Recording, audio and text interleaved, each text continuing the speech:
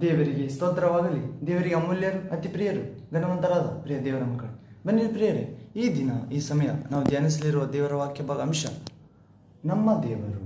ನಾವು ಧ್ಯಾನಿಸಲಿರುವ ವಾಕ್ಯ ಭಾಗ ಅಂಶ ಪ್ರಿಯರೇ, ನಮ್ಮ ದೇವರು ಎನ್ನುವ ಅಂಶ. ಇದಕ್ಕೆ ಮೊದಲು ನಾವು ಪ್ರಾರ್ಥಿಸಿಕೊಂಡು ನಮ್ಮ ಸೃಷ್ಟಿಕರ್ತನ ತಂದೆಯ ದೇವರಲ್ಲಿ, ದೇವರ ಕುಮಾರನಾದ ಯೇಸು ಕ್ರಿಸ್ತ ನಾಮದಲ್ಲಿ, ದೇವರ ಪರಿಶುದ್ಧಾತ್ಮನ ಶಕ್ತಿ ವ್ಯಕ್ತಿಯಲ್ಲಿ, ದೇವರ ಸಹಾಯ ಶಕ್ತಿ, ಜ್ಞಾನ, ಪ್ರೀತಿ, ವಾಕ್ಯವನ್ನು ಅರ್ಥ ಮಾಡಿಕೊಳ್ಳುವ ಕೃಪೆಗಾಗಿ ಬೇಡಿಕೊಳ್ಳುವ ಪ್ರಿಯರೇ, ಒಳ್ಳೆಯ ನೆಲದಲ್ಲಿ ಬಿದ್ದ ಬೀಜದಂತೆ 100ಕ್ಕೆ 100ರಷ್ಟು ಫಲ ಕೊಡುವಂತೆ, ಆ ಫಲ ಶಾಶ್ವತವಾಗಿ ನಿಲ್ಲುವಂತೆ ಅನುಗ್ರಹಿಸುವಂತೆ ತಂದೆಯಾದ ದೇವರಲ್ಲಿ, ಸೃಷ್ಟಿಕರ್ತನಲ್ಲಿ ಯೇಸು ಕ್ರಿಸ್ತ ಸರ್ವಾಧಿಕಾರ ನಾಮದಲ್ಲಿ ಪ್ರಾರ್ಥಿಸುವ ಪ್ರಿಯರೇ, ದೇವಕುಮಾರ ಯೇಸು ನಾಮದಲ್ಲಿ ನನ್ನೊಂದಿಗೆ ಏಕೀಭವಿಸಿ ಪ್ರಾರ್ಥಿಸಿರಿ.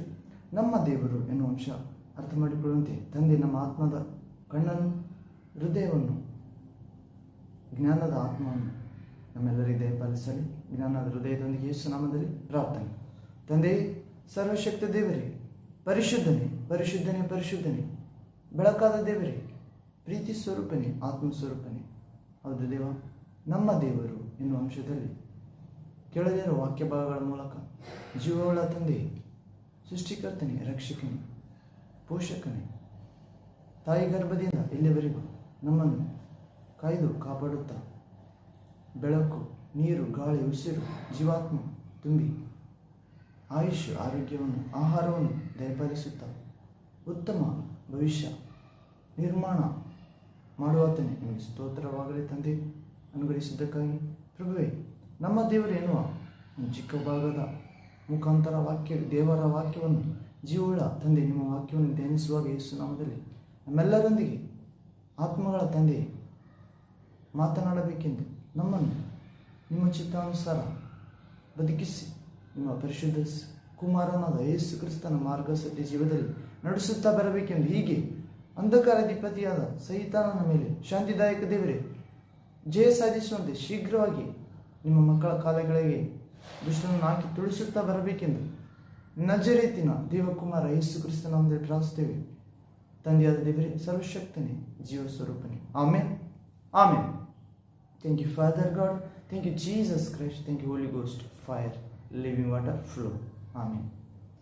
ಬನ್ನಿರಿ ಪ್ರಿಯರೇ, ನಮ್ಮ ದೇವರು ಎನ್ನುವ ಚಿಕ್ಕ ವಾಕ್ಯ ಭಾಗ ಅಂಶವನ್ನು ಧ್ಯಾನಿಸೋಣ. ನಮ್ಮ ದೇವರು ಸೃಷ್ಟಿಕರ್ತನಾಗಿದ್ದಾನೆ, ಒಂದನೇದಾಗಿ. ಎರಡನೇದಾಗಿ ರಕ್ಷಕನಾಗಿದ್ದಾನೆ ಪ್ರಿಯರೇ, ಆ ಸೃಷ್ಟಿಯನ್ನು ರಕ್ಷಿಸುತ್ತಾನೆ. ಮೂರನೇದಾಗಿ ಆ ರಕ್ಷಿಸಲ್ಪಟ್ಟ ಆ ಸೃಷ್ಟಿಯನ್ನು ಪೋಷಿಸುತ್ತಾ, ಪಾಲಿಸುತ್ತಾ ನಿತ್ಯ ಜೀವಕ್ಕೆ, ಅಮರ ಜೀವಕ್ಕೆ, ಅಳಿಯದ ಶಾಶ್ವತ ಮಹಿಮೆಯ ದೈವತ್ವಕ್ಕೆ ನಡೆಸುತ್ತಾನೆ ಪ್ರಿಯರೇ. ವಿಶೇಷವಾಗಿ ತನ್ನ ರೂಪದಲ್ಲಿ ಉಂಟು ಮಾಡಿದ ಮನುಷ್ಯ ಮಕ್ಕಳನ್ನು, ಸ್ತ್ರೀ ಪುರುಷರನ್ನು. ಹೀಗೆ ಪ್ರಿಯರೇ, ನಮ್ಮ ದೇವರು ಎನ್ನುವ ವಾಕ್ಯ ಭಾಗ ಅಂಶದಲ್ಲಿ ನೋಡುವುದಾದರೆ, ಒಂದನೇದಾಗಿ ನಮ್ಮ ದೇವರು ತಂದೆಯಾಗಿದ್ದಾನೆ ಪ್ರಿಯರೇ, ಎಲ್ಲ ಆತ್ಮಗಳ ತಂದೆ.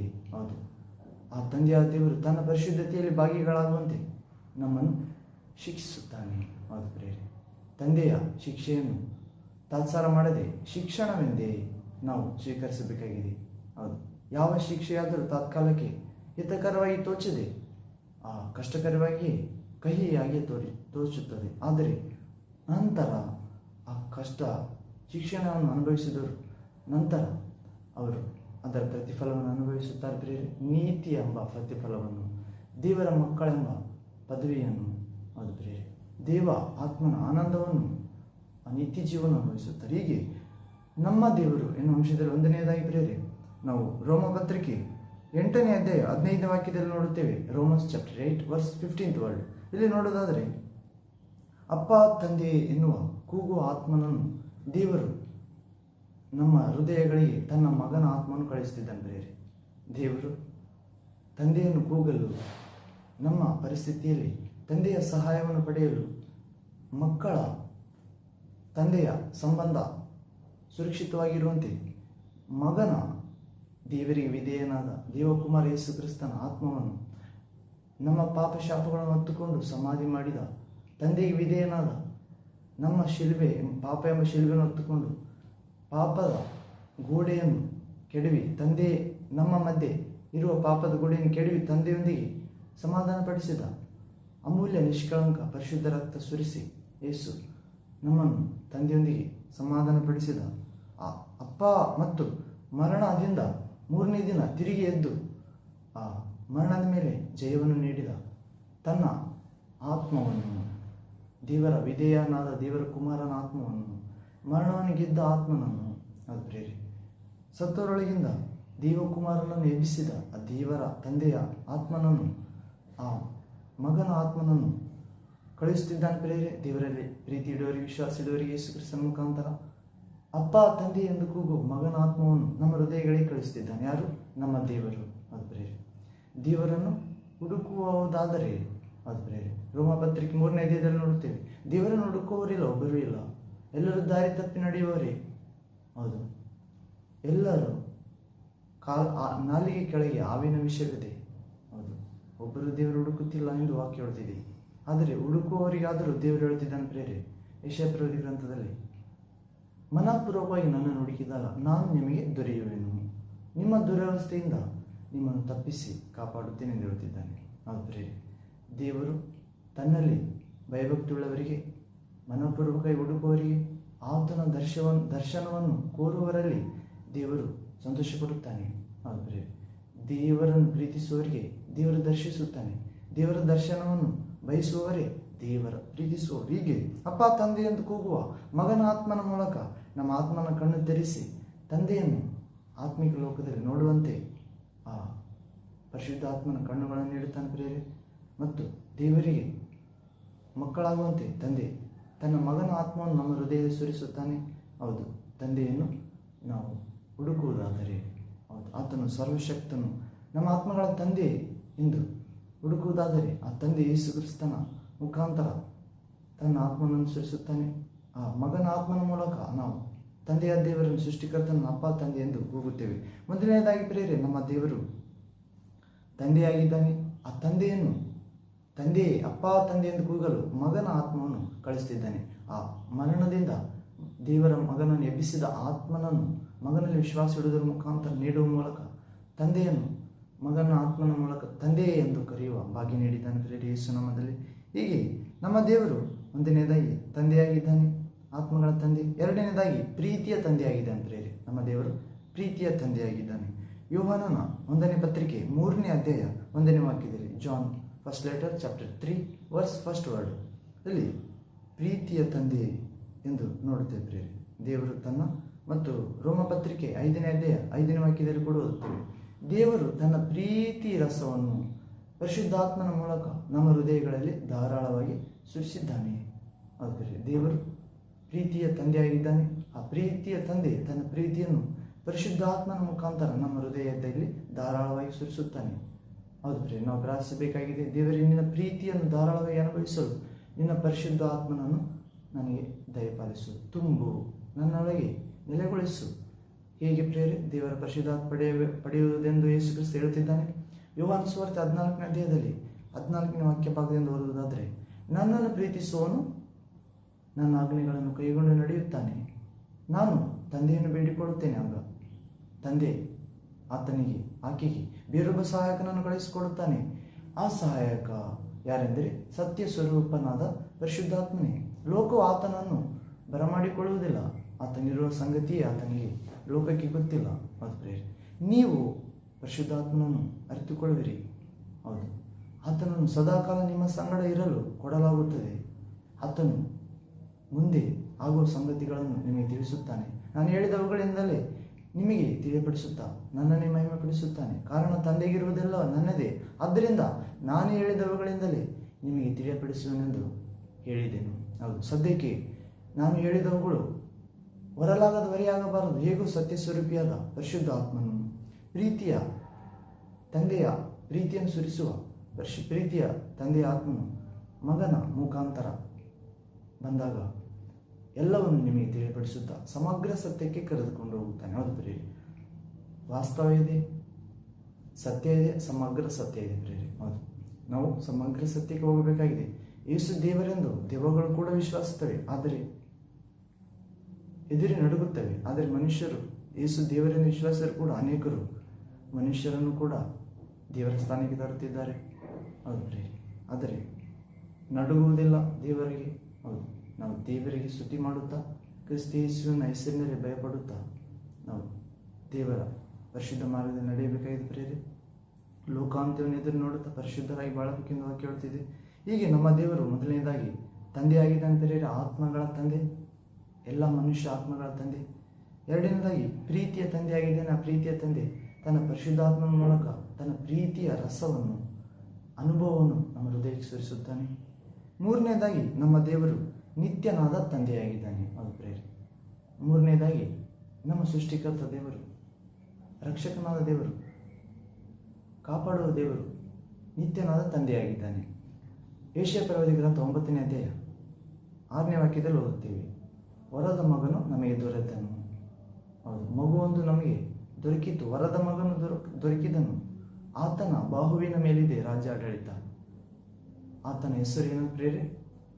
ಅದ್ಭುತ ಸ್ವರೂಪನು, ಆಲೋಚನಾಕರ್ತನು, ಪರಾಕ್ರಮ ದೇವರು, ನಿತ್ಯನಾದ ತಂದೆ. ಹೌದು ಪ್ರೇರೆ. ಯೇಸು ಕ್ರಿಸ್ತನು ಬಾಲಕನಾಗಿರುವಾಗ ಆತನ ಕುರಿತು ಯೆಶಾಯ ಪ್ರವಾದಿ ಗ್ರಂಥದಲ್ಲಿ ಕ್ರಿಸ್ತ ಪೂರ್ವದಲ್ಲಿ ಸುಮಾರು 100 ವರ್ಷಗಳ ಕೆಳಗ ಪ್ರವಾದಿಸಲ್ಪಟ್ಟಿತ್ತು ಭವಿಷ್ಯ ಯೆಶಾಯ ಪ್ರವಾದಿ ಮುಖಾಂತರ. ಆತನು ನಿತ್ಯನಾದ ತಂದೆ ಎಂದು. ಹೌದು, ಯೇಸು ಕ್ರಿಸ್ತನ ಕುರಿತು ತಂದೆಯಾದ ದೇವರೇ ಆ ಯೇಸು ಕ್ರಿಸ್ತನ ಬಾಲಕನಂತೆ ಮಹಿಮೆಯನ್ನು ತಗ್ಗಿಸಿಕೊಂಡು ಅದು ಪ್ರಿಯ ಮನುಷ್ಯ ಮಕ್ಕಳಿಗೆ ಕಾಣಿಸಲು ಮಹಾ ಬೆಳಕು, ಮಹಾ ದಹಿಸುವ ಅಗ್ನಿಯಾದ ದೇವರು, ಮಹಾ ಭಯಂಕರನು, ಮಹಾ ಬಿರುಗಾಳಿಯು, ನೋಡಲು ಅಸಾಧ್ಯವಾದ ಬೆಳಕಿನಲ್ಲಿ ಅಮರತ್ವವುಳ್ಳ ತಾನೊಬ್ಬನೇ ಅಮರತ್ವವುಳ್ಳ ಬೆಳಕಿನಲ್ಲಿ ವಾಸ ಮಾಡುವ ದೇವರು, ಯಾರೂ ಕಾಣದ, ಯಾರೂ ನೋಡಲಾರದ ದೇವರು ಚಿಕ್ಕ ಮಗುವಾಗಿ ಈ ಲೋಕದಲ್ಲಿ ಯೇಸು ಕ್ರಿಸ್ತನಾಗಿ ಬಂದಂತೆ. ಯೇಸು ಎಂದರೆ ಆತನು ತನ್ನ ಜನರನ್ನು ಅವರ ಪಾಪಗಳಿಂದ ರಕ್ಷಿಸಿ ಕಾಯುವನು ಎಂದರ್ಥ. ಕ್ರಿಸ್ತ ಎಂದರೆ ಯೇಸು ದೇವರಿಂದ ಬಂದವನು ಎಂದು ವಿಶ್ವಾಸವಾದರೆ ಶಕ್ತಿಯಿಂದ ತುಂಬುತ್ತಾನೆ. ಹೌದು ಪ್ರಿಯರೇ, ಕ್ರಿಸ್ತ ಎಂದರೆ ಅಭಿಷೇಕಿಸಲ್ಪಟ್ಟವನು, ದೇವರ ಶಕ್ತಿ ಕೊಡಲು ಬಂದಾತನು. ಮತ್ತು ಕ್ರಿಸ್ತ ಎಂದರೆ ಸೈತಾನನ ಕಾರ್ಯಗಳನ್ನು ನಾಶ ಮಾಡಲು ಬಂದಾತನು, ದೇವರನ್ನು ವಿಶ್ವಾಸುವ ಮಕ್ಕಳ ಜೀವಿತದಲ್ಲಿ. ಹೌದು ಪ್ರಿಯರೇ, ಹೀಗೆ ನಮ್ಮ ದೇವರು ಆತ್ಮಗಳ ತಂದೆಯಾಗಿದ್ದಾನೆ ಮೊದಲನೇದಾಗಿ. ಎರಡನೇದಾಗಿ ಪ್ರೀತಿಯ ತಂದೆಯಾಗಿದ್ದಾನೆ ಪ್ರಿಯರೇ. ಮೂರನೇದಾಗಿ ನಿತ್ಯನಾದ ತಂದೆಯಾಗಿದ್ದಾನೆ, ಅಸಮಾಧಾನ ಪ್ರಭು. ನಾಲ್ಕನೇದಾಗಿ ಪರಲೋಕ ತಂದೆ. ಹೌದು ಪ್ರಿಯರೇ, ಪರಲೋಕ ತಂದೆ. ಮತ್ತಾಯನ ಸುವಾರ್ತೆ 5ನೇ ಅಧ್ಯಾಯ 48ನೇ ವಾಕ್ಯದಲ್ಲಿ ಓದುತ್ತೇವೆ. Matthew gospel chapter 5 verse 48th word. ಇಲ್ಲಿ ಓದೋದಾದರೆ, ನಿಮ್ಮ ಪರಲೋಕ ತಂದೆಯು ಯಾವ ದೋಷವುಳ್ಳ ಇಲ್ಲದಾತನಾಗಿರುವುದರಿಂದ ನೀವು ಆತನಂತೆ ದೋಷವಿಲ್ಲದವರಾಗಿರಿ. ಹೌದು ಪ್ರಿಯರೇ, ಪರಲೋಕ ಪ್ರಾರ್ಥನೆಯಲ್ಲಿ ಕೂಡ ಯೇಸು ಕ್ರಿಸ್ತ ತನ್ನ ಶಿಷ್ಯರಿಗೆ ಕಳಿಸ್ತಿದ್ದಾನೆ ಪ್ರಾರ್ಥನೆ. ಶಿಷ್ಯರು ಕೇಳಿದಾಗ, ಸ್ವಾಮಿ ನಮಗೆ ಪ್ರಾರ್ಥನೆ ಮಾಡುವುದನ್ನು ಕಲಿಸು ಎಂದು ಕೇಳುತ್ತಾರೆ. ಬೋಧನೆ ಮಾಡುವುದಲ್ಲ, ಮೊಣಕಾಲುರುವುದಲ್ಲ, ಕಣ್ಣೀರು ಸುರಿಸುವುದಲ್ಲ, ನಮ್ಮ ಕೋರಿಕೆಗಳನ್ನು ಕೇಳಿಕೊಳ್ಳುವುದು ಹೀಗೆ ಅಲ್ಲ, ಪ್ರಾರ್ಥನೆ ಮಾಡುವುದು. ಆದರೆ ಪ್ರಾರ್ಥನೆ ಅಂದರೆ ನಮ್ಮ ಸೃಷ್ಟಿಕರ್ತನೊಂದಿಗೆ ಮಾತನಾಡುವುದು, ನಮ್ಮ ರಕ್ಷಕನೊಂದಿಗೆ ಮಾತನಾಡಿ ರಕ್ಷಣೆ ಪಡೆಯುವುದು, ನಮ್ಮ ಪೋಷಕನೊಂದಿಗೆ ಕಾಪಾಡುವಾತನೊಂದಿಗೆ ಮಾತಾಡಿ ಕಾಪಾಡಲ್ಪಡುವ ಮಾರ್ಗದಲ್ಲಿ ನಡೆಯುವುದು. ಅಂದರೆ ಪರಲೋಕದಲ್ಲಿರುವ ನಮ್ಮ ತಂದೆ ಎನ್ನುವ ಪ್ರಾರ್ಥನೆಯನ್ನು ಕೂಡ ಯೇಸು ಶಿಷ್ಯರಿಗೆ ಕಲಿಸಿದ್ದಾನೆ ಪ್ರೇರೆ. ನಮ್ಮ ತಂದೆ ಮೊದಲನೇದಾಗಿ ಆತ್ಮಗಳ ತಂದೆ ಪ್ರೇರೆ. ಮನುಷ್ಯ ನಿಜವಾದ ವ್ಯಕ್ತಿ ಆತ್ಮ ಆಗಿದ್ದಾನೆ ಪ್ರೇರೆ. ಆದ್ದರಿಂದ ದೇವರು ತನ್ನ ಆತ್ಮದಲ್ಲಿ ನಮಗೆ ಭಾಗವನ್ನು ನೀಡಿ ಮಣ್ಣನ್ನು ದೇವರು ತನ್ನ ಸ್ವರೂಪದಲ್ಲಿ ಮಣ್ಣಿನಿಂದ ಮನುಷ್ಯನನ್ನು ಮಾಡಿದಾಗ ಆ ಬದುಕುವ ಪ್ರಾಣಿಯಾಗಿತ್ತು ಪ್ರೇರೆ. ಜೀವಾತ್ಮನು ಓದುತ್ತಾನೆ, ಅದರ ಮೂಗಿನಲ್ಲಿ ಬದುಕುವ ಪ್ರಾಣಿಯಾದ ಮೊದಲನೇ ಮನುಷ್ಯ ಆದಾಮ ಆತನ ಪೊಕ್ಕೆಲುಬಿನಿಂದ ಸ್ತ್ರೀಯನ್ನು ತೆಗೆಯುತ್ತಾನೆ. ಹೀಗೆ ದೇವರು ಸೃಷ್ಟಿಸಿದನು ನರರನ್ನು ತನ್ನ ಹೋಲಿಕೆಯಲ್ಲಿ, ಸೃಷ್ಟಿಸಿದನು ಅವರನ್ನು ಸ್ತ್ರೀ ಪುರುಷರನ್ನಾಗಿ. ಹೀಗೆ ಪ್ರೇರೆ ನಮ್ಮ ಆತ್ಮಗಳ ತಂದೆಯಾಗಿದ್ದಾನೆ. ಮತ್ತು ಎರಡನೇದಾಗಿ ಪ್ರೀತಿಯ ತಂದೆಯಾಗಿದ್ದಾನೆ. ಮೂರನೇದಾಗಿ ನಿತ್ಯನಾದ ತಂದೆಯಾಗಿದ್ದಾನೆ. ಅಂದರೆ ನಿತ್ಯ ಅಂದರೆ ಯಾವಾಗಲೂ, ಸದಾಕಾಲದ ತಂದೆ. ಹೌದು ಪ್ರೇರೆ. ಯಾರು? ತಂದೆ, ಆತ್ಮಸ್ವರೂಪ ದೇವರು, ಯೆಹೋವನು, ಸರ್ವಶಕ್ತನು ಮತ್ತು ಯೇಸು ಕ್ರಿಸ್ತನು, ಪರಿಶುದ್ಧ ಆತ್ಮಸ್ವರೂಪನು. ಹೀಗೆ ಪ್ರೇರೆ ಆತ್ಮಗಳ ತಂದೆ ಒಂದನೇದಾಗಿ ನಮ್ಮ ದೇವರು, ಎರಡನೇದಾಗಿ ಪ್ರೀತಿಯ ತಂದೆ, ಮೂರನೇದಾಗಿ ನಿತ್ಯನಾದ ತಂದೆ, ನಾಲ್ಕನೇದಾಗಿ ಪರಲೋಕ ತಂದೆ. ಹೌದ್ರಿ, ನಾವು ನೋಡಿದೆವು ಪರಲೋಕ ಪ್ರಾರ್ಥನೆ ಕಲಿಸಿದಾಗ ಯೇಸು ಕ್ರಿಸ್ತ ಪ್ರಭು ಕಲಿಸುತ್ತಾನೆ ಶಿಷ್ಯರಿಗೆ, ಪರಲೋಕದಲ್ಲಿರುವ ನಮ್ಮ ತಂದೆಯೇ, ನಿನ್ನ ನಾಮಕ್ಕೆ ಸ್ತೋತ್ರವಾಗಲಿ. ಹೌದು ಪ್ರಿಯರೇ, ಮತ್ತು ಯೇಸು ಕ್ರಿಸ್ತ ಎರಡನೇ ಸಾರಿ ಕೂಡ ಪರಲೋಕ ತಂದೆಯ ಮಹಿಮೆಯೊಂದಿಗೆ, ಬೆಂಕಿಯೊಂದಿಗೆ, ದೇವರ ಸಮಸ್ತ ದೂತರೊಂದಿಗೆ, ದೇವರ ಮಹಿಮೆಯೊಂದಿಗೆ, ಆ ಕಾಣದ ದೇವರ ಬೆಳಕನ್ನು ಅಗ್ನಿಯನ್ನು ಧರಿಸಿಕೊಂಡು ಬರುತ್ತಿದ್ದಾನೆ ಪ್ರಿಯರೇ. ನಮ್ಮ ದೇವರು ದಹಿಸುವ ಅಗ್ನಿಯಾಗಿದ್ದಾನೆ ಎನ್ನುವಂತೆ ದೇವರ ದಹಿಸುವ ಅಗ್ನಿಯನ್ನು ದೇವಕುಮಾರ ಧರಿಸಿಕೊಂಡು ಬರುತ್ತಿದ್ದಾನೆ ಪರಲೋಕದ ತಂದೆಯೊಂದಿಗೆ. ಆ ದಿನದಲ್ಲಿ ನಾವು ಆತನ ಮುಂದೆ ನಿಲ್ಲಲು ಶಕ್ತರಾಗುವಂತೆ ಪ್ರಾರ್ಥನೆಯಲ್ಲಿಯೂ ಉಪವಾಸದಲ್ಲಿಯೂ ಬೇಸರ ಪಡದೆ ಪ್ರಾರ್ಥಿಸಬೇಕಾಗಿದೆ, ನಿರಂತರ ಪ್ರಾರ್ಥಿಸಬೇಕಾಗಿದೆ, ಎಡಬಿಡದೆ ಪ್ರಾರ್ಥಿಸಬೇಕಾಗಿದೆ ಮತ್ತು ಕ್ರಿಸ್ತೇಸುವಿನಲ್ಲಿ ಸಂತೋಷಿಸಬೇಕಾಗಿದೆ. ಆತನ ಕಾರ್ಯಗಳಲ್ಲಿ ಇದೇ ಕ್ರಿಸ್ತೇಸುವಿನಲ್ಲಿ ತೋರಿಬಂದ ದೇವರ ಚಿತ್ತ ಪ್ರಿಯರೇ. ಹೀಗೆ ನಮ್ಮ ದೇವರು ಆತ್ಮಗಳ ತಂದೆಯಾಗಿದ್ದಾನೆ, ಪ್ರೀತಿಯ ತಂದೆಯಾಗಿದ್ದಾನೆ, ನಿತ್ಯನಾದ ತಂದೆಯಾಗಿದ್ದಾನೆ, ಪರಲೋಕದ ತಂದೆಯಾಗಿದ್ದಾನೆ ಪ್ರಿಯರೇ. ನಮ್ಮ ದೇವರು ಪರಲೋಕದಲ್ಲಿ ಇರ್ತಾನೆ ಎಂದು ವಾಕ್ಯ ಹೇಳ್ತಿದ್ರಿ. ಕೀರ್ತನೆ ಗ್ರಂಥ 115ನೇ ಅಧ್ಯಾಯ, slams 115 chapter 1 to onward words. ನಮ್ಮ ದೇವರು ಪರಲೋಕದಲ್ಲಿರುತ್ತಾನೆ ಅಂದರೆ ಅಲ್ಲಿ ಭಕ್ತನು ಬರೆಯುತ್ತಿದ್ದಂದ್ರೆ ಅನ್ಯ ಜನಗಳು ಕೇಳುವುದೇನು, ನಿಮ್ಮ ದೇವರು ಎಲ್ಲಿದ್ದಾನೆ ಎಂದು. ಆಗ ಕೇಳಿದಾಗ ಅವರಿಗೆ ನಾನು ಹೇಳುತ್ತೇನೆ, ನಮ್ಮ ದೇವರು ಪರಲೋಕದಲ್ಲಿದ್ದಾನೆ, ಆತನು ನರರಿಗೆ ಭೂಲೋಕವನ್ನು ಕೊಟ್ಟಿದ್ದಾನೆ, ಆತನು ತನಗೆ ಇಷ್ಟ ಬಂದುದನ್ನು ಮಾಡುತ್ತಾನೆ. ಹೌದು ಪ್ರಿಯರೇ, ನಮ್ಮ ಪರಲೋಕ ತಂದೆ ಸ್ವರ್ಗದಲ್ಲಿದ್ದಾನೆ, ತನಗೆ ಇಷ್ಟವಾದದನ್ನು ಮಾಡುತ್ತಾನೆ ಆತನ ಮಕ್ಕಳ ಜೀವಿತದಲ್ಲಿ. ಆತನ ಇಷ್ಟ ಏನಂದರೆ ಪ್ರಿಯರೇ, ಒಬ್ಬನು ನಾಶವಾಗಬಾರದು, ನರಕಕ್ಕೆ ಹೋಗಬಾರದು. ಆತನ ಇಷ್ಟ ಏನಂದರೆ ನಮ್ಮ ಕುರಿತು ಹಿತಕರವಾದ ಯೋಜನೆಯ ಹೊರತು ಅಹಿತಕರ ಯೋಜನೆ ಅಲ್ಲ. ನಿನ್ನ ಕುರಿತು ನನಗೆ ಒಂದು ಯೋಜನೆ ಇದೆ, ಅದು ಒಳಿತಿಗಾಗಿಯೇ ಹೊರತು ಕೆಡಿಕೆಗಾಗಿ ಅಲ್ಲ ಎಂದು ಯೆರೆಮೀಯ ಪ್ರವಾದಿಯ ಮುಖಾಂತರ ಹೇಳ್ತಿದ್ದಾನೆ 29ನೇ ಅಧ್ಯಾಯ 11ನೇ ವಾಕ್ಯದ ಮುಖಾಂತರ. ಹೀಗೆ ಪರಲೋಕ ತಂದೆ ಎಲ್ಲ ಬೆಳಕಿಗೆ ಮೂಲ ಕಾರಣನಾಗಿದ್ದಾನೆ ಪ್ರೇರೆ. ಎಲ್ಲ ಕುಂದಿಲ್ಲದ ಶ್ರೇಷ್ಠ ವರದಾನಗಳು, ಹೌದು ಪ್ರೇರೆ, ಆತ ನೀಡುವ ವರದಾನಗಳು ಶ್ರೇಷ್ಠವಾದವು, ಲೌಕಿಕ ಜ್ಞಾನಕ್ಕಿಂತ ಉಪಯುಕ್ತವಾಗಿವೆ ಪ್ರೇರೆ, ದೊಡ್ಡವು. ಹೌದು, ಹೀಗೆ ಆತ್ಮಗಳ ತಂದೆ, ಪ್ರೀತಿಯ ತಂದೆ, ನಿತ್ಯನಾದ ತಂದೆ, ಪರಲೋಕ ತಂದೆ ಪ್ರೇರೆ ನಮ್ಮ ದೇವರು. 5ನೇದಾಗಿ ಬೆಳಕಿಗೆ ಆತ್ಮವುಳ್ಳ ತಂದೆ ಪ್ರೇರೆ. 5ನೇದಾಗಿ ಆತ್ಮವುಳ್ಳ ತಂದೆ. ಆತನು ಯೇಸು ಕ್ರಿಸ್ತ ಹೇಳ್ತಿದ್ದ ಪ್ರೇರೆ, ಯೋಹಾನ ಸುವಾರ್ತೆ 4ನೇ ಅಧ್ಯಾಯ 24ನೇ ವಾಕ್ಯದಲ್ಲಿ ದೇವರು ಆತ್ಮ ಸ್ವರೂಪನಾಗಿದ್ದಾನೆ, ಆತನನ್ನು ಆತ್ಮದಿಂದಲೂ ಸತ್ಯದಿಂದಲೂ ಆರಾಧಿಸಬೇಕು. ಆದರೆ ನಮ್ಮ ದೇವರು ಸೃಷ್ಟಿಕರ್ತನು ಆತ್ಮಸ್ವರೂಪನಾಗಿದ್ದಾನೆ, ಆತನನ್ನು ಆರಾಧಿಸುವವರು ಆತ್ಮೀಯ ರೀತಿಯಲ್ಲಿ ಸತ್ಯಕ್ಕೆ ತಕ್ಕ ಹಾಗೆ ಆರಾಧಿಸಬೇಕು. ಆತ್ಮೀಯ ರೀತಿ ಪ್ರೇರೆ, ಶಾರೀರಿಕವಾಗಿ ಅಲ್ಲ, ಲೌಕಿಕವಾಗಿ ಅಲ್ಲ, ಅದು ಪ್ರೇರೆ ದುಷ್ಟನ ಜ್ಞಾನದಿಂದಲ್ಲ, ಆದರೆ ಶಾರೀರಿಕ ಇಚ್ಛೆಯಿಂದಲ್ಲ, ಕಣ್ಣಿನಾಶೆ, ಶರೀರದ ಆಶೆ, ಬದುಕು ಡಂಬ ನೆರವೇರಿಸಲಿಕ್ಕಾಗಿ ಅಲ್ಲ ಪ್ರೇರೆ. ಆತನನ್ನು ಆರಾಧಿಸುವವರು ಆತ್ಮೀಯ ರೀತಿಯಲ್ಲಿ, ಅಂದರೆ ದೇವರ ಆತ್ಮನು ಹೇಳಿದಂತೆ ವಾಕ್ಯ ಪ್ರಕಾರ ಆರಾಧಿಸಬೇಕಾಗಿದೆ. ಆತ್ಮೀಯ ರೀತಿಯಲ್ಲಿ ಸತ್ಯಕ್ಕೆ ತಕ್ಕ ಹಾಗೆ. ಮತ್ತೆ ಸತ್ಯ ಪ್ರೇರೆ, ಸತ್ಯ ಅಂದರೆ ಯೇಸು ಕ್ರಿಸ್ತನು ಹೇಳಿದಂತೆ ದೇವರ ಆತ್ಮನು ನಡೆಸುವಿಕೆಯಿಂದ ಯೇಸು ಕ್ರಿಸ್ತನು ಹೇಳಿದಂತೆ ಆರಾಧಿಸಬೇಕಾಗಿದೆ. ದೇವರ ಆತ್ಮ ಸ್ವರೂಪನು ಆತನನ್ನು ಆತ್ಮೀಯ ಸತ್ಯದಿಂದ ಆರಾಧಿಸಬೇಕಾಗಿದೆ. ಯಾವುದು ಕಲ್ಲು, ಮಣ್ಣು, ಮರದಿಂದ ಮಾಡಿದ ಮೂರ್ತಿಯಲ್ಲಿ ಪ್ರಭು ಇರುವುದಿಲ್ಲ ಪ್ರೇರೆ. ನಾವು ನಮ್ಮ ಅಂತರಂಗದಲ್ಲಿ ದೇವರಿದ್ದಾನೆ ಎಂದು ನಾವು ಆತ್ಮಗಳ ತಂದೆಯನ್ನು ಆರಿಸಬೇಕಾಗಿದೆ. ಯೇಸು ಕ್ರಿಸ್ತನು ಹೇಳ್ತಿದ್ದಾನೆ ಪ್ರೇರೆ. ಮತ್ತಾಯ ಸುವಾರ್ತೆಯಲ್ಲಿ ನೋಡುತ್ತೇವೆ ನಾವು 6ನೇ ಅಧ್ಯಾಯದಲ್ಲಿ, ನೀನು ಪ್ರಾರ್ಥನೆ ಮಾಡುವಾಗ ಏಕಾಂತವಾದ ಕೋಣೆಯೊಳಗೆ ಹೋಗಿ ಅಂತರಂಗದಲ್ಲಿರುವ ತಂದೆಗೆ ಪ್ರಾರ್ಥನೆ ಮಾಡು. ಅಂತರಂಗದಲ್ಲಿ ನಡೆಯುವುದನ್ನು ನೋಡುವ ತಂದೆ, ಅಂದರೆ ಆತ್ಮದಲ್ಲಿ ನೋಡುವುದನ್ನು ತಂದೆ ನಿನಗೆ ಪ್ರತಿಫಲ ಬಹಿರಂಗವಾಗಿ ಕೊಡುತ್ತಾನೆ. ಅದು ಪ್ರೇರೆ, ಆತ್ಮವುಳ್ಳ ತಂದೆ ಅಂತರಂಗದಲ್ಲಿ ನಮ್ಮೆಲ್ಲರೊಂದಿಗೆ ಇದ್ದಾನೆ ಪ್ರೇರೆ. ಆದಾಮನನ್ನು ಮಣ್ಣಿನಿಂದ ನಿರ್ಮಿಸಿದಾಗ ತನ್ನ ಜೀವಾತ್ಮನು ಓದಿದ್ದಾನೆ. ಆತನಾದರೂ ತನ್ನ ಜೊತೆಗಾತಿಯ ಸ್ನೇಹಿತಳ ಮಾತು ಕೇಳಿ ತಿನ್ನಬಾರದ ಮರದ ಹಣ್ಣನ್ನು ತಿಂದು ದೇವರ ಆಜ್ಞೆಯನ್ನು ಮೀರಿ ನಿಜವಾದ ಜೀವವನ್ನು ಕಳೆದುಕೊಂಡಿದ್ದಾರೆ. ಆದರೂ ಯೇಸು ಕ್ರಿಸ್ತನ ಮುಖಾಂತರ ಕಳೆದುಕೊಂಡ ಆ ಜೀವವನ್ನು, ಮೊದಲನೇ ಆದಾಮ ಅವೇದೆಯನಾಗಿ ಕಳೆದುಕೊಂಡ ಆ ಜೀವವನ್ನು ಎರಡನೇ ಆದಾಮನಾದ ದೇವರ ಪ್ರತಿರೂಪ, ದೇವರ ಸ್ವರ, ದೇವರ ಕುಮಾರ, ದೇವರ ಪ್ರತಿರೂಪ ಆದ ಯೇಸು ಕ್ರಿಸ್ತನು ಎರಡನೇ ಆದಾಮ ಜೀವ ಆತ್ಮನಾಗಿ, ಜೀವ ಕೊಡುವ ಆತ್ಮನಾಗಿ ಪ್ರತ್ಯಕ್ಷ ಆಗಿದೆ ಅಂದರೆ ಯೇಸು ಕ್ರಿಸ್ತ. ಹೌದು ಪ್ರಿಯರೇ, ಆತನು ಪುನರುತ್ಥಾನ ಆಗುವ ಮೂಲಕ ಆ ಆತ್ಮವನ್ನು ನಮ್ಮ ಮೇಲೆ ಕಳಿಸಿದ್ದಾನೆ. ಮರಣದ ಮುಳ್ಳನ್ನು ಮುರಿಯುವ ಮುಖಾಂತರ ದೇವರ ಆತ್ಮವನ್ನು, ದೇವಕುಮಾರ, ದೇವರ ಪ್ರತಿರೂಪ ಯೇಸು ಕ್ರಿಸ್ತ ನಮ್ಮ ಮೇಲೆ ಕಳಿಸುತ್ತಿದ್ದಾನೆ. ಮಗನಲ್ಲಿ ವಿಶ್ವಾಸಿಟ್ಟವರ ಮೇಲೆ ದೇವರ ಆತ್ಮ ವಾಗ್ದಾನ ಮಾಡಲಾಗಿದ್ದರೆ ಆ ಆತ್ಮನು ಯಾರಲ್ಲಿದ್ದಾನೋ ಅವರಿಗೆ ಬಿಡುಗಡೆ, ಸ್ವಾತಂತ್ರ್ಯ, ನಿತ್ಯ ಜೀವ, ದೇವರ ಮಕ್ಕಳ ಪದವಿ. ಹೌದು ಪ್ರಿಯರೇ, ಹೀಗೆ ಕ್ರಿಸ್ತ ಆತ್ಮ ಯಾರಿಗಿದೆಯೋ ಅವರು ಕ್ರಿಸ್ತನವರು, ಯಾರಲ್ಲಿ ಕ್ರಿಸ್ತ ಆತ್ಮ ಇಲ್ಲವೋ ಅವರು ಕ್ರಿಸ್ತನವರಲ್ಲ.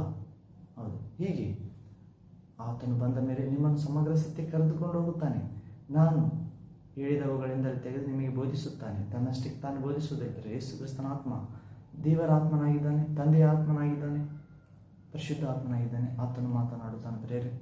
ಆತನ ಸ್ವರವನ್ನು ಕೇಳುವುದಾದರೆ ನಾವು ಸತ್ಯದಿಂದ ಸಮಗ್ರ ಸತ್ಯಕ್ಕೆ ನಡೆಸಲ್ಪಡುತ್ತೇವೆ, ಪಾಪದಿಂದ ಬಿಡಿಸಲ್ಪಡುತ್ತೇವೆ, ನೀತಿಯ ಜೀವಿತವನ್ನು ನಡೆಸುತ್ತೇವೆ, ಅಂತಿಮ ತೀರ್ಪನ್ನು ತಪ್ಪಿಸಿಕೊಳ್ಳುತ್ತೇವೆ, ಪಾಪದಿಂದ ಅನೇಕರನ್ನು ಹೊರತರುತ್ತೇವೆ, ನೀತಿಯಾದ ದೇವಕುಮಾರನ ಪುನರುತ್ಥಾನ ಶಕ್ತಿ ಕಡೆಗೆ, ಶಿಲುಬೆಯ ಶಕ್ತಿ ಕಡೆಗೆ, ನೂತನ ಜೀವದ ಕಡೆಗೆ ಮತ್ತು ಅಮರ ಜೀವನ, ಬೆಳಕಿನ ಜೀವದ ಕಡೆಗೆ, ಹೌದು ಪ್ರಿಯರೇ, ನಿತ್ಯ ಜೀವದ ಕಡೆಗೆ ತರುತ್ತೇವೆ. ತೀರ್ಪಿನಿಂದ ತಪ್ಪಿಸಿಕೊಳ್ಳುವಂತೆ ಅನೇಕರಿಗೆ ಬೋಧಿಸುವವರಾಗುತ್ತೇವೆ ಪ್ರಿಯರೇ. ಯಾವಾಗ ದೇವರ ಕುಮಾರನ ಪುನರುತ್ಥಾನ ಆತ್ಮವನ್ನು ಪಡೆದಾಗ. ಹೌದು, ಹೀಗೆ ದೇವರು, ನಮ್ಮ ದೇವರು ಆತ್ಮವುಳ್ಳ ತಂದೆ ಆಗಿದೆ ಅಂದರೆ ಆತನ ವಿಶ್ವಾಸದವರಿಗೆ ಯೇಸು ಕ್ರಿಸ್ತನ ಹೆಸರಿನಲ್ಲಿ ಆತ್ಮವನ್ನು ದಯಪಾಲಿಸುತ್ತಾನೆ, ಪರಿಶುದ್ಧಾತ್ಮನನ್ನು ತುಂಬುತ್ತಾನೆ. ಆ ಪರಿಶುದ್ಧಾತ್ಮ ವರಗಳನ್ನು, ಫಲಗಳನ್ನು, ಆಯುಧಗಳನ್ನು ದಯಪಾಲಿಸುತ್ತಾನೆ. ವರಗಳೆಂದರೆ ಪ್ರೇರೆ 1 ಕೊರಿಂಥ 12ನೇ ಅಧ್ಯಾಯ 8ನೇ ವಾಕ್ಯ ಭಾಗದಿಂದ ಓದುತ್ತೇವೆ. ಜ್ಞಾನವರ 1ನೇದು, ವಿದ್ಯಾವರ 2ನೇದು, ಅಗಾಧ ವಿಶ್ವಾಸವರ 3ನೇದು, ರೋಗಗಳನ್ನು ಗುಣ ಮಾಡುವವರ 4ನೇದು,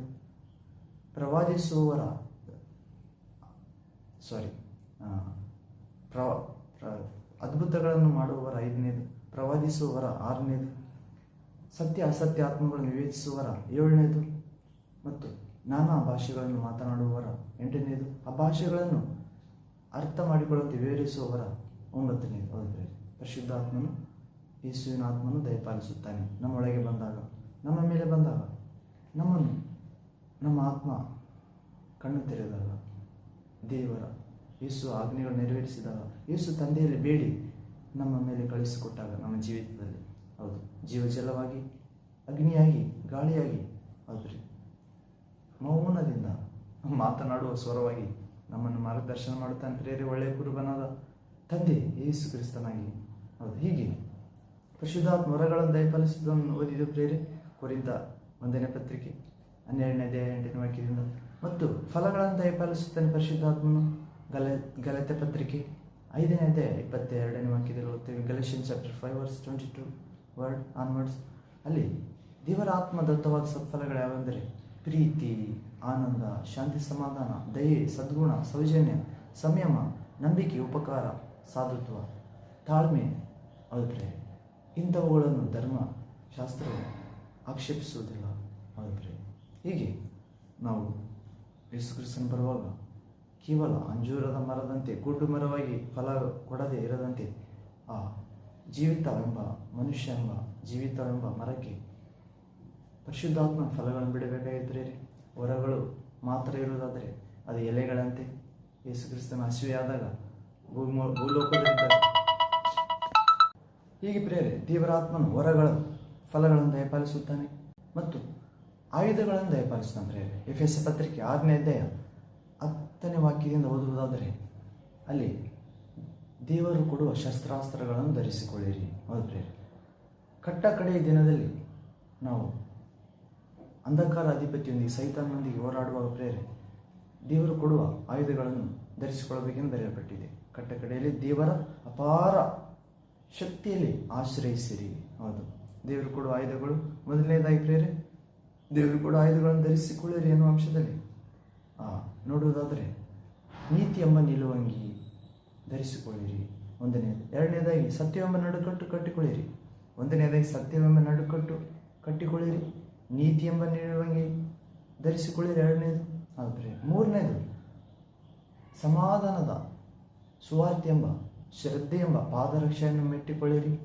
4ನೇದು ರಕ್ಷಣೆ ಎಂಬ ಶಿರಸ್ತ್ರಾಣವನ್ನು ಧರಿಸಿಕೊಳ್ಳಿರಿ. 5ನೇದು, ಸೈತಾನನು ಹಾಕುವ ಎಲ್ಲ ಅಗ್ನಿಬಾಣಗಳನ್ನು ಆಡಿಸಲು ನಂದಿಸಲು ಶಕ್ತರಾಗುವಂತೆ ವಿಶ್ವಾಸ ಎಂಬ ನಂಬಿಕೆ ಎಂಬ ಗುರಾಣಿಯನ್ನು ಹಿಡಿದುಕೊಳ್ಳಿರಿ. 6ನೇದು, ದೇವರ ಪರಿಶುದ್ಧಾತ್ಮನು ಕೊಡುವ ದೇವರ ವಾಕ್ಯ ಎಂಬ ಖಡ್ಗವನ್ನು ಹಿಡಿದುಕೊಳ್ಳಿರಿ. ಆದರೆ ಹೀಗೆ ದೇವರು ಸತ್ಯಂ ನಡುಕೊಟ್ಟು ನೀತಿಯನ್ನು ನಿಲುವಂಗಿ, ರಕ್ಷಣೆ ಎಂಬ ಶಿರಸ್ತ್ರಾಣ, ಸಮಾಧಾನ ವಾರ್ತೆ ಎಂಬ ಸಾರಲು ಎಂಬ ಪಾದರಕ್ಷೆ, ಹೀಗೆ ದೇವರ ಪರಿಶುದ್ಧಾತ್ಮ ಕೊಡುವ ದೇವರ ವಾಕ್ಯ ಎಂಬ ಖಡ್ಗ, ಹೀಗೆ ದೇವರ ಆತ್ಮ ಆಯುಧಗಳನ್ನು ದಯಪಾಲಿಸ್ತಂತೆ ನಮ್ಮೊಳಗೆ ಬಂದಾಗ ದೇವ ಚಿತ್ತಾನುಸಾರವಾಗಿ ಕೆಲವರಿಗೆ ವರಗಳು, ಇನ್ನು ಕೆಲವರಿಗೆ ಫಲಗಳು, ಆಯುಧಗಳು. ಹೌದು, ನಾವು ಪ್ರತ್ಯೇಕವಾಗಿ ಫಲಗಳನ್ನು ಕಲಿಸಬೇಕಾಗಿದೆ ಪ್ರೇರಿ. ವರಗಳೊಂದಿಗೆ ಫಲಗಳು ಅವಶ್ಯ, ಆಯುಧಗಳು ದೇವ ಚಿತ್ತಂತೆ ನೀಡುತ್ತಾರೆ. ಹೀಗೆ ನಮ್ಮ ತಂದೆ, ನಮ್ಮ ದೇವರು ಮೊದಲನೇದಾಗಿ ಆತ್ಮಗಳ ತಂದೆಯಾಗಿದ್ದಂತೆ ಎಲ್ಲ ಮಾನವ ಕುಲದ ಆತ್ಮಗಳ ತಂದೆ, 2ನೇದಾಗಿ ಪ್ರೀತಿಯ ತಂದೆ, 3ನೇದಾಗಿ ನಿತ್ಯನಾದ ತಂದೆ, 4ನೇದಾಗಿ ಪರಲೋಕ ತಂದೆ, 5ನೇದಾಗಿ ಆತ್ಮಗಳ ತಂದೆ ಎಂದು ನೋಡಿದರೆ, 6ನೇದಾಗಿ ಬೆಳಕಿಗೆ ಮೂಲ ಕಾರಣನಾದ ತಂದೆ. 6ನೇದು, ನಮ್ಮ ದೇವರು ಬೆಳಕಿಗೆ ಮೂಲ ಕಾರಣನಾದ ತಂದೆಯಾಗಿದ್ದಂತೆ. ಯಾಕೋ ಪತ್ರಿಕೆ 1ನೇ ಅಧ್ಯಾಯ 7ನೇ ವಾಕ್ಯದಲ್ಲಿ ನೋಡಿದೆವು, ಕೇಳಿಸ್ಕೊಂಡಿದ್ರೆ ಏನಂದರೆ, ದೇವರು ಎಲ್ಲ ಕುಂದಿಲ್ಲದ ವರದಾನಗಳು ಎಲ್ಲ ಬೆಳಕಿಗೂ ಮೂಲ ಕಾರಣನಾದ ತಂದೆ ಎಂಬಾತನಿಂದ ಎಳೆದು ಬರುತ್ತವೆ. ಆತನಲ್ಲಿ ಕತ್ತರಿಲ್ಲ, ಆತನಲ್ಲಿ ಚಂಚಲತ್ವವಿಲ್ಲ, ಯಾವ ವ್ಯತ್ಯಾಸದ ಸೂಚನೆಯೂ ಇಲ್ಲ. ಆದರೆ ಹೀಗೆ ಎಲ್ಲ ಬೆಳಕಿಗೆ ಮೂಲ ಕಾರಣ ಇದಂತಂದೆ ಯೇಸು ಕ್ರಿಸ್ತನು ಕೂಡ ಹೇಳ್ತಾನೆ.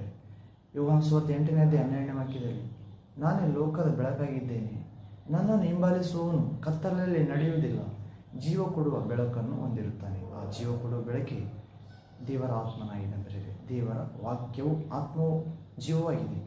ಯೇಸು ಹೇಳ್ತಿದ್ದಂದ್ರೆ, ನಾನು ಆಡಿದ ಮಾತು ಜೀವ ಆತ್ಮ ಆಗಿದೆ. ನನ್ನ ವಿಶ್ವಾಸವನ್ನು ಕತ್ತಲಲ್ಲಿ ನಡೆಯುವುದಿಲ್ಲ, ಬೆಳಕಿರುತ್ತದೆ, ಜೀವ ಕೊಡುವ ಆತ್ಮನ ಬೆಳಕು. ಹೀಗೆ ಎಲ್ಲ ಬೆಳಕಿಗೂ ಮೂಲ ಕಾರಣ ಆಗಿದ್ದಾನೆ ಪ್ರೇರೆ ನಮ್ಮ ತಂದೆ, ನಮ್ಮ ದೇವರು. 1ನೇದು ನಮ್ಮ ದೇವರ ಆತ್ಮಗಳ ತಂದೆ, 2ನೇದಾಗಿ ಪ್ರೀತಿಯ ತಂದೆ, 3ನೇದಾಗಿ ನಿತ್ಯನಾದ ತಂದೆ, 4ನೇದಾಗಿ ಪರಲೋಕ ತಂದೆ, 5ನೇದಾಗಿ ಆತ್ಮಗಳ ತಂದೆ, 6ನೇದಾಗಿ ಎಲ್ಲ ಬೆಳಕಿಗೂ ಮೂಲ ಕಾರಣ ತಂದೆ ಪ್ರೇರೆ.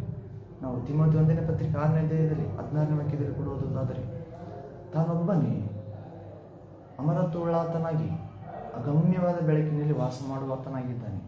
ನಮ್ಮ ದೇವರು ಎಲ್ಲ ಬೆಳಕಿಗೆ ಮೂಲ ಕಾರಣ ಆದತನು, ಯಾರೂ ಸಮೀಪಿಸದ ಬೆಳಕು ತೇಜಸ್ಸಿನಲ್ಲಿ ವಾಸ ಮಾಡುತ್ತಾನೆ. ಆತನನ್ನು ಯಾರು ಕಾಣಲಾರರು, ಕಾಣುವುದಿಲ್ಲ ಮನುಷ್ಯರಲ್ಲಿ ಎಂದು ಬರೆಯಲ್ಪಟ್ಟಿದೆ. ಯೇಸು ಕ್ರಿಸ್ತನ ಮುಖಾಂತರ, ಯೇಸು ಕ್ರಿಸ್ತನ ಮರಣದಿಂದ ಎಬ್ಬಿಸಿದ ದೇವರ ಪರಿಶುದ್ಧಾತ್ಮನ ಮುಖಾಂತರ ನೋಡಲು ಅವಕಾಶ ಕೊಟ್ಟಿದ್ದಾರೆ. ಯೇಸುವನ್ನು ನೋಡಿದವರು ತಂದೆಯನ್ನು ನೋಡಿದ್ದಾರೆ. ಹೌದು, ನಾನು ತಂದೆ ಒಂದೇ ಆಗಿದ್ದೇವೆ ಎಂದು ಯೇಸು ಹೇಳ್ತಿದ್ದಾನೆ. ಹೀಗೆ ನಮ್ಮ ದೇವರು ಆತ್ಮಗಳ ತಂದೆ, ಪ್ರೀತಿಯ ತಂದೆ, ನಿತ್ಯನಾದ ತಂದೆ, ಪರಲೋಕ ತಂದೆ, ಬೆಳಕಿಗೆ ಮೂಲ ಕಾರಣ ತಂದೆ, ಆತ್ಮಗಳ ತಂದೆ. ಹೌದು, 7ನೇದು ಕನಿಕರವುಳ್ಳ ತಂದೆಯಾಗಿದ್ದಾನೆ ನಮ್ಮ ದೇವರು, ಮತ್ತು ಮಹಿಮೆಯುಳ್ಳ ತಂದೆಯಾಗಿದ್ದಾನೆ. 8ನೇದು ಮತ್ತು ನಮ್ಮನ್ನು ಉಂಟು ಮಾಡಿದ ತಂದೆಯಾಗಿದ್ದಾನೆ ತನ್ನ ಸ್ವಹಸ್ತದಲ್ಲಿ.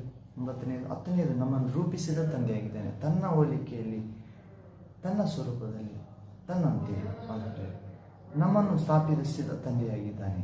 ಹೌದು, ಹೀಗೆ ನಮ್ಮ ದೇವರು ಆತ್ಮಗಳ ತಂದೆ, ಪ್ರೀತಿಯ ತಂದೆ, ನಿತ್ಯನಾದ ತಂದೆ, ಪರಲೋಕ ತಂದೆ, ಆತ್ಮಗಳ ತಂದೆ, ಬೆಳಕಿಗೆ ಮೂಲ ಕಾರಣ ತಂದೆ, ಕನಿಕರೊಳ ತಂದೆ, ಮಹಿಮೆಯುಳ್ಳ ತಂದೆ, ನಮ್ಮನ್ನು ಉಂಟು ಮಾಡಿದ ತಂದೆ, ನಮ್ಮನ್ನು ರೂಪಿಸಿದ ತಂದೆ, ನಮ್ಮನ್ನು ಸ್ಥಾಪಿಸಿದ ತಂದೆ. ಹೌದು ಪ್ರೇರೆ, ಹೀಗೆ ನಮ್ಮ ಜೀವಿತವನ್ನು ಸ್ಥಾಪಿಸುವ, ರೂಪಿಸುವ, ಉಂಟು ಮಾಡಿದ, ಮಹಿಮೆ ತುಂಬುವ, ಕನಿಕರ ನೀಡುವ, ಬೆಳಕು ನೀಡುವ, ತನ್ನ ಪರಿಶುದ್ಧಾತ್ಮ ತುಂಬುವ, ಪರಲೋಕಕ್ಕೆ ತೆಗೆದುಕೊಂಡು ದಿವ್ಯ ದರ್ಶನ ಮೂಲಕ ನಡೆಸುವ, ನಮ್ಮ ನಿತ್ಯತೆಗೆ ನಡೆಸುವ ತಂದೆ, ಪ್ರೀತಿಯನ್ನು ತುಂಬುವ ನಮ್ಮ ಆತ್ಮಗಳ ತಂದೆಗೆ ನಮ್ಮ ಜೀವಿತ ಎಲ್ಲ ಭಾವ ಒಪ್ಪಿಸಿಕೊಡೋ ಪ್ರೇರೆ. ಹೌದು, ಹೀಗೆ ನನ್ನ ಜೀವಿತದಲ್ಲೂ ಕೂಡ ಪರಿಶುದ್ಧಾತ್ಮ ದೇವರು ಮಾತಾಡಿದ ಪ್ರೇರೆ. ಹೌದು, ನಾನು ಪರಿಶುದ್ಧಾತ್ಮ ಜೀವಮರಣಗಳ ಒಡೆಯನು ಎಂದು ಹೇಳಿದ. ಇನ್ನೊಂದು ಸಾರಿ ನನ್ನ ಸ್ವಂತ ಸಮಯದಲ್ಲಿ ನಿನ್ನನ್ನು ತುಂಬುತ್ತೇನೆ ಅಂತ ಹೇಳಿದ ಪ್ರೇರೆ. ಹೀಗೆ ಅನೇಕ ರೀತಿ ಪರಿಶುದ್ಧಾತ್ಮ ಮಾತಾಡುತ್ತಾನೆ ಪ್ರೇರೆ. ಅಂತರಂಗದಲ್ಲಿ ಮತ್ತು ದೇವಕುಮಾರನಾಗಿ ಕಿವಿಯಲ್ಲಿ ಮಾತಾಡುತ್ತಾನೆ, ದೇವ ತಂದೆಯಾಗಿ ಆಕಾಶದಲ್ಲಿ, ಮಧ್ಯ ಸ್ಪೇಸಲ್ಲಿ ಮಾತಾಡುತ್ತಾರೆ. ಹೀಗೆ ದೇವರು ತಂದೆ, ಮಗನು, ಪರಿಶುದ್ಧಾತ್ಮನಾಗಿಯೂ ಸಮಸ್ತದಲ್ಲಿ ಸಮಸ್ತಾಗಿಯೂ ಏಕ ಚಕ್ರಾಧಿಪತಿ ಸರ್ವಜ್ಞನಾಗಿದ್ದಂತೆ ಅಂತ ತಂದೆ ಮಹಿಮೆಯಾಗಲಿ. ಪ್ರಾರ್ಥನೆ ಮುಕ್ತಾಯ ಮಾಡೋಣ ಪ್ರೇರೆ. ತಂದೆ, ಕೇಳಿದ ವಾಕ್ಯ ಭಾಗವನ್ನು ನಮ್ಮ ಹೃದಯದಲ್ಲಿ ನಡೆಯಿರಿ, ಆಶೀರ್ವದಿಸಿರಿ. ಯೇಸು ನಾಮದಲ್ಲಿ ಆಮೇನ್. Thank you Jesus.